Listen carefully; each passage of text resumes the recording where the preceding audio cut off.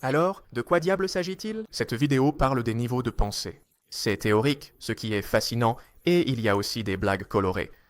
J'utilise beaucoup ce schéma dans mes vidéos parce qu'il aide à expliquer certaines des choses folles que les gens disent et font. Soit traverse. C'est basé sur le travail de plusieurs chercheurs. J'essaye de le rendre plus facile à comprendre pour un public plus large. Ceci est mon interprétation d'un modèle de la conscience que j'ai étudié. Il comprend des quadrants, des niveaux, des lignes, des états et des types. Aujourd'hui, je vais parler des niveaux. Je veux faire une grande vidéo détaillée expliquant chaque niveau en détail, mais pour l'instant je vais juste faire cette version courte pour m'en débarrasser et lancer la machine. Mais avant de commencer, voici quelques légumes mal orthographiés parce qu'on m'a dit que ça aide si je suis mignon. Voici un cactus. Donc ces niveaux sont des étapes du développement psychologique. Ils ont été étudiés par de nombreux chercheurs. Certains des modèles les plus célèbres viennent de Jean Piaget, voici un aperçu de son travail, et d'Abraham Maslow, qui a proposé la hiérarchie des besoins. Tout le monde naît ici en bas, et presque tout le monde atteint au moins ce stade à l'âge adulte. De nombreux facteurs déterminent comment et quand vous allez vous développer, notamment votre environnement, vos choix, votre culture et le cerveau avec lequel vous êtes né. Voici les quadrants. Ce sont différentes façons de regarder la réalité. Dans ce cas, il s'agirait de votre esprit, de votre cerveau, de votre culture et de votre société. Tout cela se produit en même temps parce que l'esprit est le cerveau. La culture est composée de nombreux esprits et la société est ce que ces esprits font. Je devrais aussi préciser que les gens ne sont jamais vraiment à un niveau donné. On développe simplement, petit à petit, la capacité de penser à des niveaux plus élevés à mesure que l'on acquiert de l'expérience. Mais nous utilisons tous les niveaux inférieurs au quotidien. Par exemple, lorsque vous devez aller aux toilettes, c'est un processus de niveau 1. Ce n'est pas une forme de pensée complexe, c'est juste une sensation ou une envie. Ainsi, certaines personnes atteignent des stades plus élevés et d'autres n'y parviennent jamais. La plupart des gens sur Terre passent la majorité de leur temps dans ces 4 premiers stades, et celui-ci n'est vraiment courant que dans les endroits modernisés.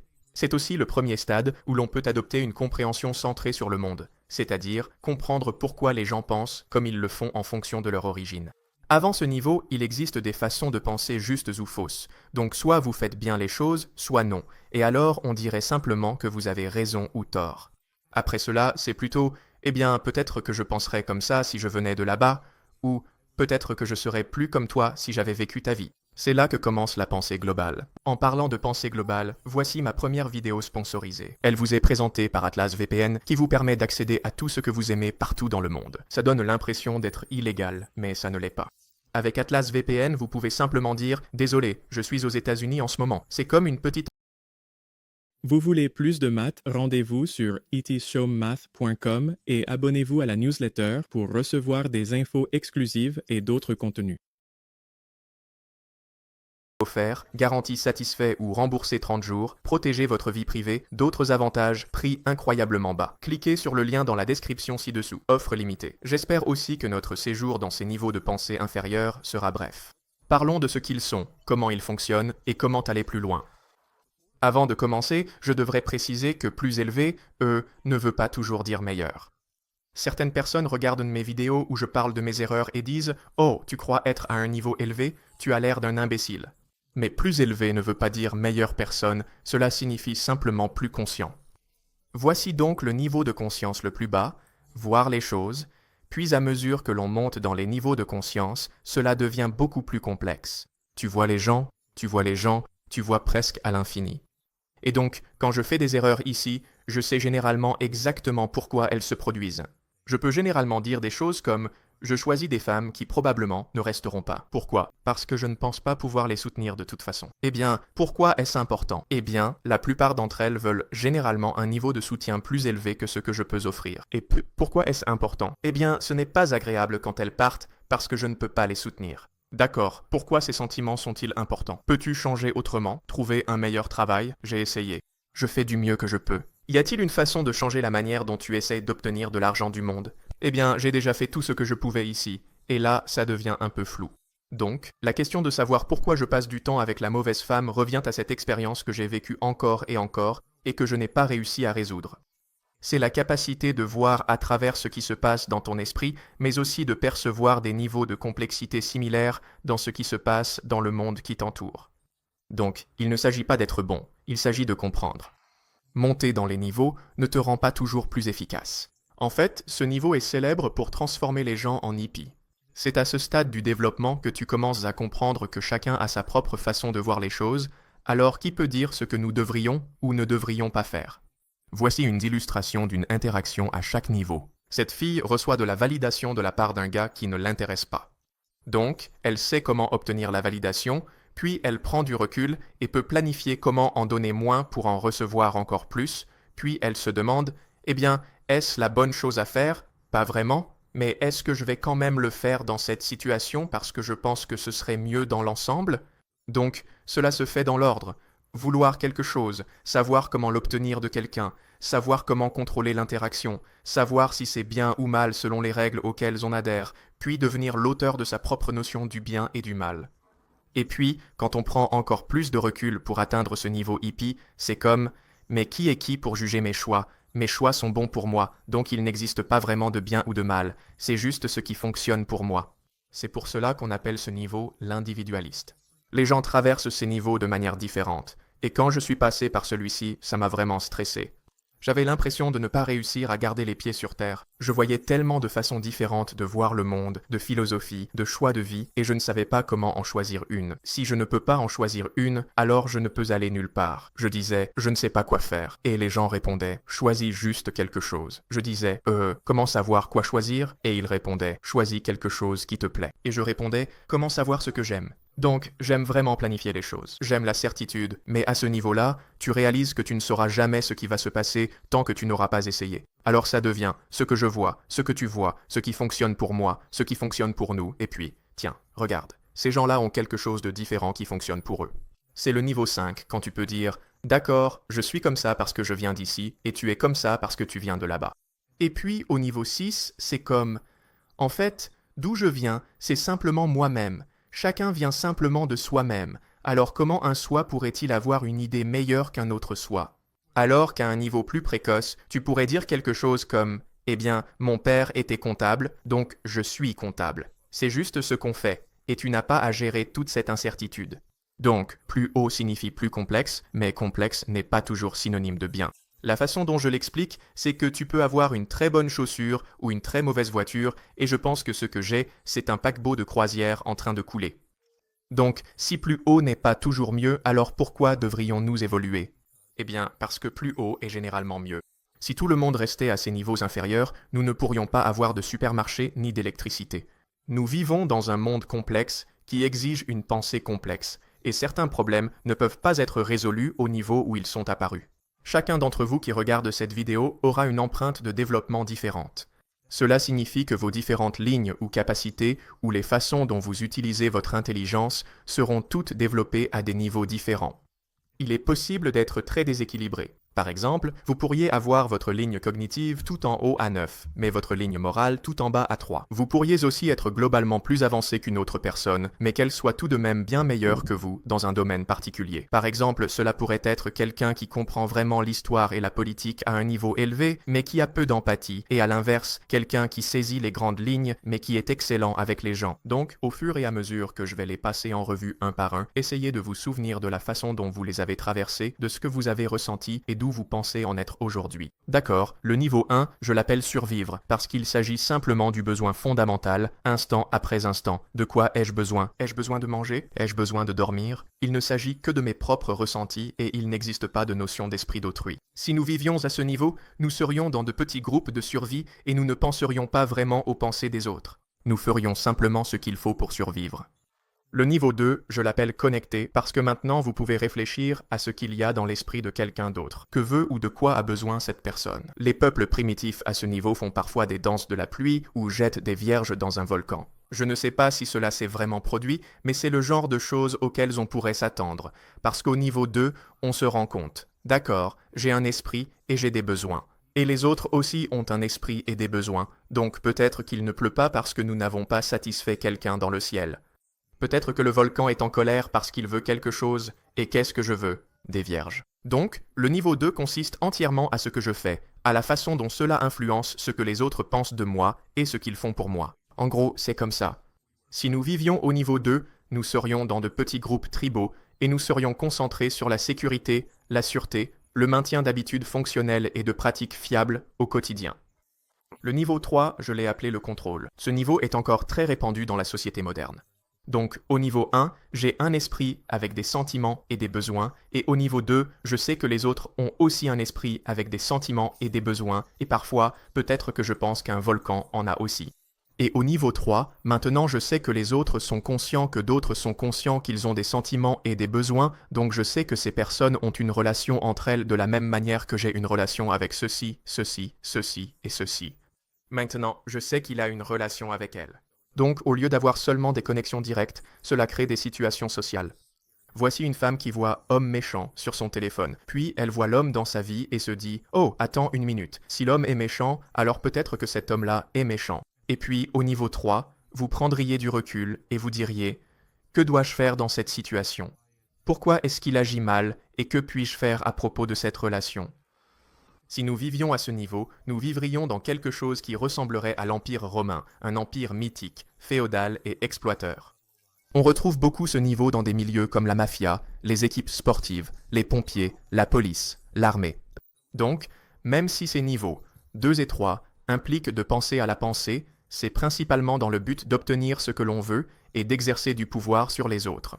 J'ai appelé le niveau 4 « appartenir », parce que la motivation principale est de s'intégrer, et cette motivation est guidée par ce qu'on appelle la perspective de la deuxième personne. Donc, encore une fois, au niveau 1, vous avez vos propres sentiments, pulsions et besoins. Au niveau 2, vous percevez ceux des autres et vous pouvez y réagir, mais cela reste centré sur ce que ces sentiments signifient pour vous. Et au niveau 3, vous comprenez que vous faites partie d'un réseau social complexe de relations et vous pouvez réagir à ces relations et exercer un certain contrôle sur votre situation. Et au niveau 4, c'est là que vous réalisez que chacun est dans sa propre situation. C'est là que l'on retrouve la sagesse populaire classique. Ne juge pas quelqu'un tant que tu n'as pas marché 1 kilomètre dans ses chaussures. Vous êtes dans cette situation ici, mais imaginez si vous étiez à sa place, dans cette situation-là. Peut-être que vous auriez fait la même chose que lui. Cela n'apparaît qu'au moment où l'on acquiert la perspective de la seconde personne au niveau 4. Lorsque le niveau 4 était tout nouveau, il s'agissait essentiellement des empires médiévaux. Ici, on parle d'empires mythiques, d'États-nations, en gros de grands groupes de personnes qui vivaient selon un ensemble de règles communes. Contrairement à la mentalité du « fais ce que tu veux » du niveau 3, le niveau 4 met l'accent sur le bien contre le mal. L'entrée à ce niveau s'appelle le diplomate, en raison de la façon dont ils se concentrent sur le comportement acceptable et les normes sociales. C'est leur manière de surmonter les problèmes de l'étape précédente. On peut voir que la perspective de la seconde personne commence à émerger chez les enfants parce qu'ils se regardent davantage dans le miroir. Ils commencent à réaliser « Oh, il y a d'autres personnes qui me regardent. De la même façon que je regarde les autres et que j'ai des sentiments à leur égard, eux aussi me regardent et ont des sentiments à mon sujet. Donc je ferais mieux de répondre à leurs attentes. » Le niveau 4 marque le début de ce que nous appelons traditionnellement la moralité. Voici à nouveau la femme qui voit « homme mauvais » sur son téléphone, et elle se dit alors « Eh bien, peut-être que cet homme est mauvais puisque mon téléphone l'a dit. » Elle projette cela sur lui, vit une expérience négative, puis décide de ce qu'elle va en faire. « Je vais rompre avec ce type. Il doit être mauvais parce que j'ai eu ce ressenti. Est-ce que c'était vrai quand je l'ai vu sur mon téléphone ?» Et puis, à ce stade, elle prend du recul et se regarde comme si elle était une deuxième personne. C'est pourquoi on appelle cela la perspective de la deuxième personne, et elle se demande « Est-ce la bonne chose à faire ?» C'est à ce moment-là que l'importance de la conscience devient évidente, car beaucoup de gens voient des choses sur leur téléphone ou à la télévision. Cela leur procure une sensation, puis ils perçoivent ce sentiment chez les autres, et ensuite ils agissent en conséquence dans cette relation. Ils pourraient donc commencer à maltraiter quelqu'un parce qu'ils ont vu quelque chose sur leur téléphone qui leur a fait penser « Eh bien, si ça se passe là-bas, ça doit aussi se passer ici. » Et ce n'est que lorsque vous ralentissez suffisamment pour atteindre le niveau 4 que vous pouvez prendre du recul et vous demander « Est-ce un processus valable ?» La façon dont le niveau 4 fonctionne généralement, c'est par la conformité et l'accord. Je crois que ce n'est pas la bonne façon d'agir. Je crois que ce n'est pas la bonne façon d'agir. Se mettre d'accord sur ce qui est bien ou mal, créer un ensemble de règles et les suivre peut résoudre certains des problèmes précédents. Mais il existe aussi une infinité de façons de décider ce qui est bien ou mal. Vous pouvez avoir cet ensemble de règles ici ou cet autre ensemble de règles là-bas, et c'est là que le niveau 5 entre en jeu. Le niveau 5 introduit l'observation objective comme une valeur. En gros, d'accord, vous pensez que A, B, C est juste, et vous pensez que X, Y, Z est juste. Eh bien, voyons lequel est le meilleur. Et pour cela, il faut prendre encore plus de recul et adopter une perspective à la troisième personne. Donc encore une fois, les 3 premiers niveaux concernent uniquement moi, puis le niveau 4, c'est « si j'étais une autre personne dans ma culture, comment verrais-je mon comportement ?» Et ensuite, le niveau 5 consiste à prendre encore plus de recul. Si j'étais un extraterrestre ou un étranger, comment verrais-je ma culture? Cela vous permet aussi de voir d'autres cultures et d'autres ensembles de normes sociales. C'est pour cela qu'on parle de niveau global. C'est la première fois que l'on peut se dire « Ah, je comprends pourquoi ils sont comme ça, parce qu'ils viennent d'ailleurs ». Le niveau 5 n'existe vraiment que depuis quelques centaines d'années, et c'est essentiellement de là que viennent la science, la chaîne de montage et d'autres formes de commodités modernes.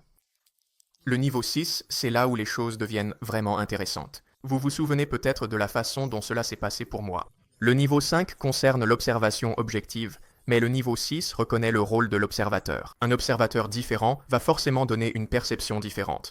Cela introduit la perspective de la 4e personne.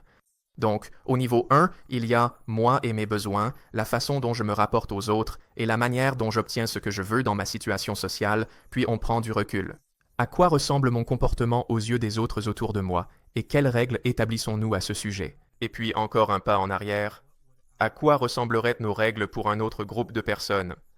Et puis au niveau 6, tu prends encore du recul, et en fait, la manière dont tu regardes va déterminer ce que tu vois. Donc, quand tu regardes ici, tu verras une chose, et quand tu regardes là, tu en verras une autre, et quand tu regardes ailleurs, tu en verras une troisième, à cause de qui tu es et d'où tu viens. Il n'y a donc vraiment aucun moyen d'observer objectivement. Ne pas pouvoir observer objectivement peut sembler étrange.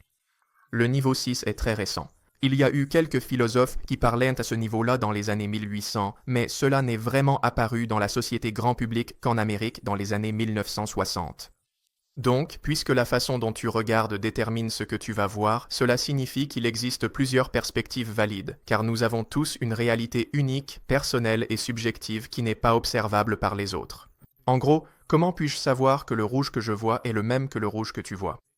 Peut-être que mon rouge est ton vert. Du point de vue de la 4e personne, il n'y a aucun moyen de le savoir. Le niveau 6 est un très bon exemple du fait qu'un développement supérieur n'est pas toujours nécessairement meilleur. C'est un degré très élevé de développement moral qui reconnaît la validité de la perspective de chacun, mais supposons par exemple qu'il y ait un problème ici. Imaginons que cette personne ait fait quelque chose qui est considéré comme moralement répréhensible dans cette culture. Mais attends une minute, il dit « c'est comme ça qu'on fait chez moi ». Alors, quand le niveau 6 devient extrême, il commence à dire des choses comme « on ne peut pas forcer cette personne à suivre ses règles juste parce qu'il est ici. Il a ses propres règles là d'où il vient, et qui es-tu pour juger quel ensemble de règles est meilleur? Nous devrions reconnaître la perspective unique de chacun. » Et cela peut, et c'est souvent le cas, donner aux gens l'idée « je suppose que je peux faire tout ce que je veux puisque qui es-tu pour juger ?» C'est pour cela que nous avons des problèmes comme celui-ci. Et oui, certaines de ces personnes sont malchanceuses, et c'est triste, mais d'autres font simplement ce qu'elles veulent, et nous avons maintenant des lois qui ne font plus la distinction entre elles, parce que qui es-tu pour juger? À ce stade, il y a cette coupure blanche dans le graphique, et c'est parce que nous passons à la conscience de second ordre, ce qui signifie que le niveau 7 est le premier niveau capable de comprendre et d'inclure tous les précédents. Au niveau 6, ils insistent encore sur le fait qu'ils ont raison et que personne d'autre ne l'a. Par exemple, au niveau 4, vous pourriez avoir une église chrétienne et une mosquée musulmane côte à côte, se disputant pour savoir qui détient la vraie foi. Mais au niveau 6, nous pouvons tous nous entendre, il suffit d'un peu plus de compréhension, alors que ce n'est pas ce que veulent ces groupes. Donc, même si le niveau 6 affirme prôner l'égalité, il dit en réalité « nous devons tous être égaux, même si nous ne le voulons pas ». Et ce n'est qu'au niveau 7 que nous comprenons comment réellement offrir à chaque niveau précédent ce qu'il souhaite, afin qu'ils puissent vivre en harmonie. Au niveau 7, cette perspective de 4e personne s'étend à travers le temps, ce qui crée une conscience de soi comme étant l'histoire de sa propre expérience. Au niveau 6, chacun a son propre point de vue, alors qui peut dire qui a raison ou tort? Mais au niveau 7, on prend encore plus de recul, et on réalise que ce point de vue unique ne vient pas de nulle part. Il s'est développé au fil du temps, et tout le monde évolue également au fil du temps. Donc, au niveau 6, puisque nous sommes tous pareils, tout le monde a sa place partout, mais au niveau 7, puisque nous savons que nous changeons tous avec le temps, les gens appartiennent là où ils s'intègrent le mieux. Donc, par exemple, ce comportement convient-il ici? Si ce n'est pas le cas, alors il doit aller là où il a sa place. Et si c'est le cas, alors nous pouvons tous en tirer quelque chose de nouveau. C'est pour cela que je l'ai appelé harmoniser, parce qu'il ne s'agit plus d'inclusivité radicale, mais de reconnaître des systèmes interconnectés et de voir s'ils sont synergiques ou en conflit. Le relativisme radical et l'inclusivité radicale, cela semble séduisant, mais cela crée en réalité beaucoup de conflits. Les personnes qui sont au niveau 7 ont tendance à reconnaître naturellement le développement sans avoir étudié ce schéma ou tout ce dont il est issu, et c'est assez amusant à observer. J'ai posé une question à l'un de mes clients en coaching de vie, et il m'a répondu « Eh bien, il y a quelque temps, j'aurais répondu comme ceci, et avant cela, j'aurais même répondu comme cela, et peut-être qu'il y a quelques années, j'aurais répondu comme ceci, mais maintenant… » Et donc, il m'a raconté tout son parcours de développement à travers les différents niveaux en guise de réponse à la question. À ma connaissance, il n'existe pas encore de grande communauté de personnes au niveau sept. On peut trouver beaucoup de ces personnes à San Francisco, beaucoup à New York, beaucoup en Alabama, et ainsi de suite. Alors, faites-moi savoir si vous pensez être à ce niveau. J'essaie de constituer une armée du temps pour que nous puissions tous nous rassembler et travailler sur tout cela depuis ce niveau. Et je ne suis pas vraiment sûr que ces chiffres soient exacts. Je suis plus confiant à mesure que les niveaux sont plus bas, mais je sais que j'apprécie de les rencontrer parce que leur capacité à équilibrer et à synergiser naturellement les choses, à mettre chaque chose à sa place, fait qu'ils seront essentiels pour résoudre beaucoup de problèmes causés par les niveaux précédents. Les niveaux deviennent de plus en plus difficiles à expliquer à mesure qu'on monte. Vous avez peut-être remarqué qu'il y a beaucoup de mots ici. Et le niveau 8 est assez rare. Je ne rencontre pas beaucoup de personnes qui y sont de façon stable, et même quand c'est le cas, je ne pense pas qu'elles y passent beaucoup de temps. Donc, le niveau 8 apparaît lorsque l'on prend encore plus de recul, et nous sommes alors témoins de notre propre transformation au fil du temps, dans l'instant présent. Au fur et à mesure que vous agissez, que vous pensez et ressentez, de nouvelles parties de vous émergent de l'éther. C'est ce que signifie être conscient des constructions. Cela veut dire que vous observez votre propre esprit en train de se construire au fur et à mesure. Donc, au niveau 8, vous pouvez voir toutes ces différentes parties de vous-même, en quelque sorte, sortir pour jouer. Par exemple, vous pourriez regarder une image d'un donut ou un donut posé sur une assiette et vous pourriez vous dire « je ressens beaucoup de choses en ce moment. J'ai faim de ce donut parce qu'il a l'air bon, mais je ressens aussi une certaine culpabilité à cause d'une fois où j'ai mangé toute une boîte de donuts qui ne m'étaient pas destinés et ensuite quelqu'un m'a puni socialement et j'ai ressenti de la honte pour ça et j'ai aussi eu mal au ventre parce que j'en avais trop mangé. » Je me rappelle de ce souvenir en regardant cela et ça influence ce que j'ai envie de faire. Donc maintenant que je suis conscient de tout ce qui se passe en moi, est-ce que j'ai envie d'y prêter attention ou pas?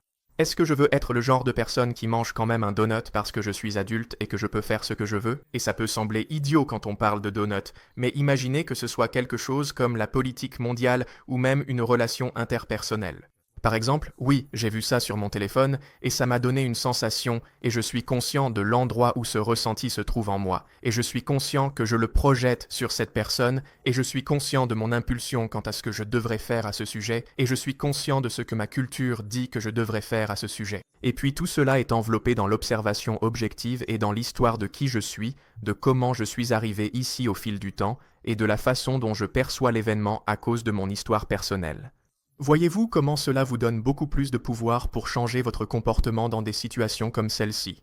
Imaginez si plus de personnes pouvaient voir quelque chose puis observer leur propre réaction à cela, au lieu de simplement réagir, et ensuite savoir d'où vient cette réaction en termes de leur histoire et de leur culture. Pensez à quel point cela nous donnerait plus de pouvoir de ne pas simplement réagir sur le moment. C'est pour cela que vous devriez réfléchir à la façon dont vous pensez. Quoi qu'il en soit, le niveau 9 est très difficile à décrire. Je pense que je passe un peu de temps à ce niveau et la façon dont je le ressens, c'est que tout ce que je fais, c'est observer et espérer et c'est tout ce que j'ai jamais fait. Aux 3 premiers niveaux, vous êtes le personnage principal et au niveau 4, vous comprenez que chacun est son propre personnage principal.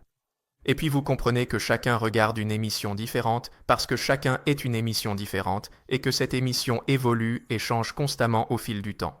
Et au niveau 8, vous regardez simplement le spectacle se dérouler. Vous ne vous identifiez même plus au fait d'être l'émission. Vous vous contentez d'observer votre propre existence.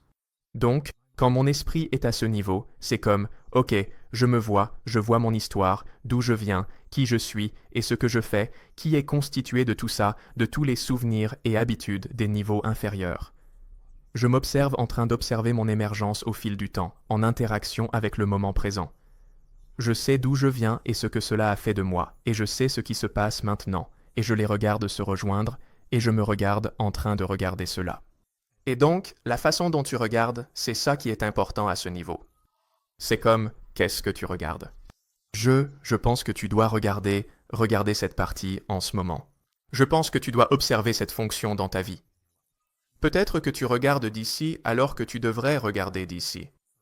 Donc c'est comme si ce que j'observe est en train de s'observer lui-même.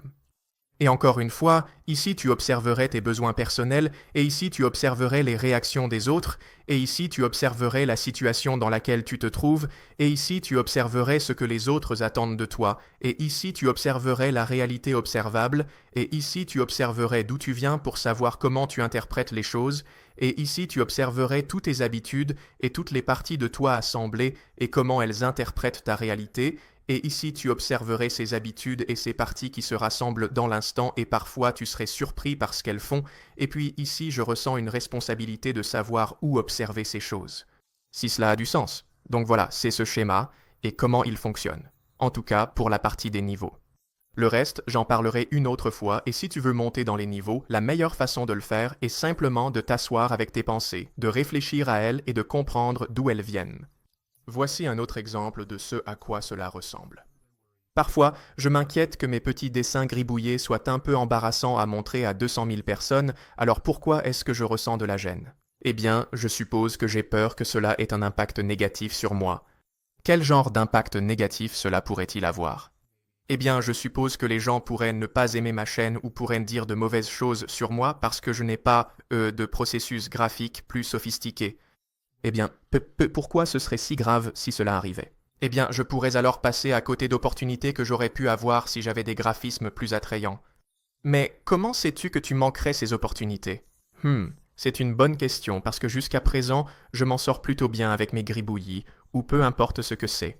Donc, si tu n'as aucune preuve que tu vas rater des opportunités à cause de ça, alors qu'est-ce qui ne va pas avec ça? D'accord, je suppose que le problème est résolu. Je peux continuer comme ça pour l'instant.